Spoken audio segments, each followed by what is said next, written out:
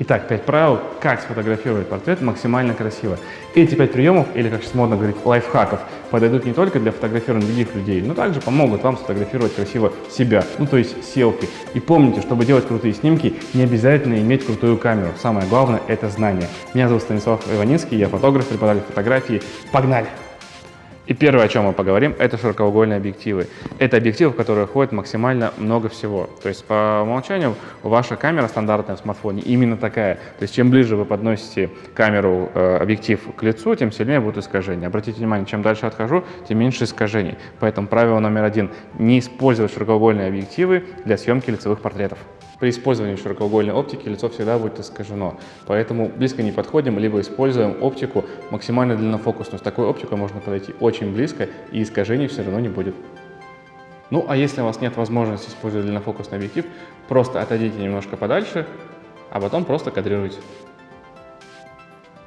Правило номер 2. Нам нужно сделать человека максимально симметричным. Для нас симметричный человек – это красивый человек. Если у нас человек смотрит в противоположную сторону от света, то есть его нос повернут от света, один из глаз выглядит всегда темнее, чем другой, поэтому они выглядят разными по размеру. Поэтому правило звучит так: всегда поворачиваем нос модели в сторону света. Прям запомнили, носом к свету, при этом лицо становится максимально красивым.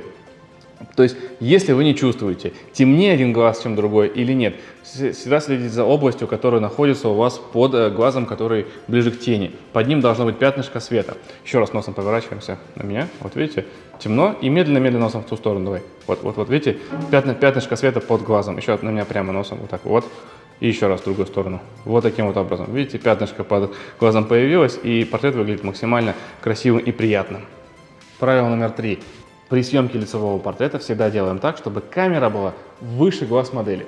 Почему мы это делаем? Потому что если мы снимаем человека снизу, лицо получается более квадратным, более массивным и толстым. Нам нужно, чтобы лицо было максимально худым. Поэтому поднимаем камеру всегда чуть выше, чем глаза модели.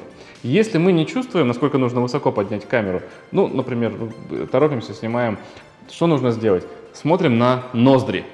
Если я вижу ноздри, значит я вижу нижний подбородок, и лицо будет немножко таким квадратным и толстым. Поэтому поднимаю камеру, либо опускаю нос модели до тех пор, пока ноздри не исчезнут. Такой небольшой лайфхак, пользуйтесь им, и лицо всегда будет максимально худым и красивым.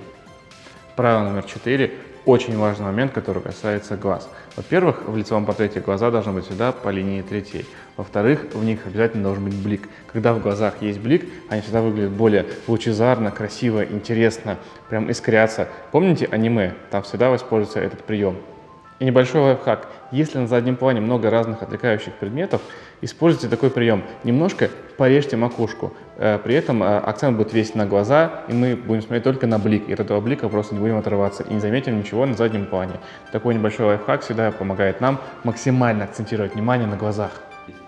И 5 правило. Всегда ставим человека полубоком. Когда человек стоит в камеру прямо, он всегда выглядит тяжелым, статичным, самое главное, толстым, очень некрасиво. Поэтому всегда поворачиваемся полубоком.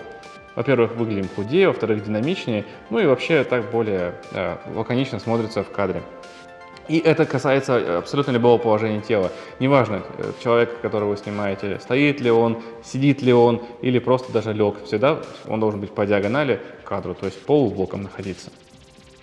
Конечно же, в любой системе есть исключение. Когда вы фотографируете мужской портрет, попросите героя вашей съемки сделать все абсолютно наоборот. Во-первых, снимайте снизу. Как вот я сейчас примерно поставил камеру чуть пониже, поэтому снимайте чуть пониже. Дальше. Попросите вашего героя встать прямо в камеру. Так он будет выглядеть более широким, более монументальным, более плечистым. И попросите вашего героя отвернуть нос от света так, чтобы пол лица стало более в тени, более темным. Герой получится более загадочным. И, конечно же, нужно сказать вашему герою, чтобы он был более суров.